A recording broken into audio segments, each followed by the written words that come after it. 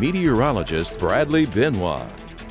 Showers and storms pushing through portions of the area late this afternoon. They'll kind of be sticking around at least over the next few hours, but then should start to come to an end after midnight. Rain chances gradually starting to ease on us beginning tomorrow, but then more so as we head into the weekend. We'll talk about that and, of course, the very latest out in the tropics in just a bit. But first, our drone shot today taking us to Abbeville. There's the Vermilion River, bridge crossing over it there, and eventually as we pan to the right, you'll see the steeple with the church there in Abbeville, and showing mostly sunny to partly cloudy skies across the area today. No real issues for the second day of September. It was a hot one for sure, and actually skies starting to darken at least across portions of Acadiana late this afternoon. More on that in just a bit. Of course, that in response to shower and thunderstorm activity, all associated with a little bit of an upper level feature, kind of frontal trough that's moving into the area. But notice all this gold and tan color just off to our north. That's drier air, and that's going to start to make its way into the area beginning tomorrow, but more so as we head into the weekend, helping to lower our rain chances. Now, as we dial it into the local radars late this afternoon, coastal parishes relatively quiet. Heaviest of the activity is situated across northern parishes of Acadiana. In fact, some very heavy rainfall rates in the 2 to 3 inch rain here associated with this storm on the border of Evangeline and St. Landry Parish, kind of just west of the Eunice area.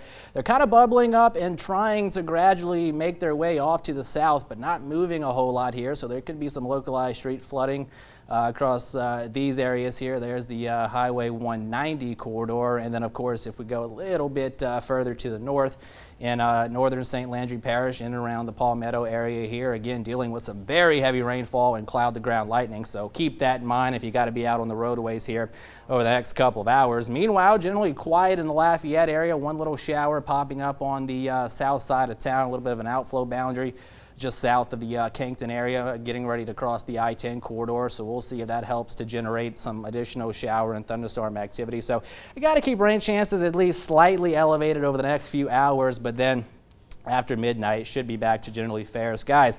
Meanwhile, out in the tropics, and I know most of us here in Louisiana don't even want to think about the tropics at all, but nonetheless, we are now entering the peak of the hurricane season. The official peak date of the season is around September 10th or 11th. Obviously, that doesn't mean we can't see activity after those dates, but usually around this time of year is when we start to see most of the activity out in the Atlantic Basin. One little spot that the Hurricane Center is keeping an eye on here just off the coast of Honduras. They give it about a 20% chance to develop in the next 5 days as it generally tracks to the west, perhaps getting into the Bay of Campeche and near Mexico, but doesn't look like it's going to be much of an issue, at least according to some of the more reliable models.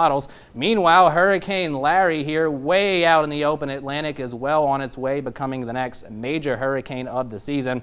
Latest 4 o'clock advisory has its winds at 80 miles per hour, gusting to 100, moving to the west at 18, and it's likely going to achieve a Category 4 status, maximum sustained winds of around 140 miles per hour as we head into Sunday morning. Should more or less stay out in the open Atlantic, but here's the small island of Bermuda, and it may get awfully close in the days ahead, so we'll have to watch it for them, but obviously not going to be a concern for the Gulf of Mexico. One other small spot just behind that system that has about a 30% chance to develop, but plenty of time to track its progression in the days ahead. So here we go with the graph model, again showing scattered activity remaining possible through the course of this evening. Rain chances in the 40% range, but then back to fair skies after midnight. Low to mid 70s by tomorrow morning. Mostly sunny to partly cloudy skies out there on our Friday. It's going to be another very hot day. Temperatures top out lower to middle 90s. Heat index sitting in the lower 100s.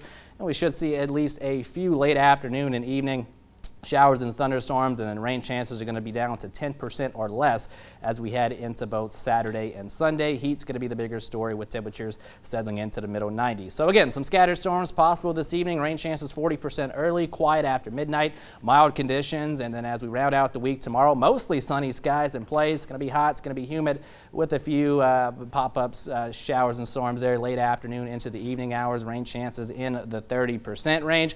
And as we go down the road again this weekend, not looking too terribly bad if you don't mind the heat. Temperatures lower to mid-90s for our afternoons. And as we head into next week, it's going to be looking like early to mid-September out there, guys, with rain chances in the 30 to 40% range. Afternoon highs upper 80s to near 90 degrees with overnight lows generally in the lower to middle 70s.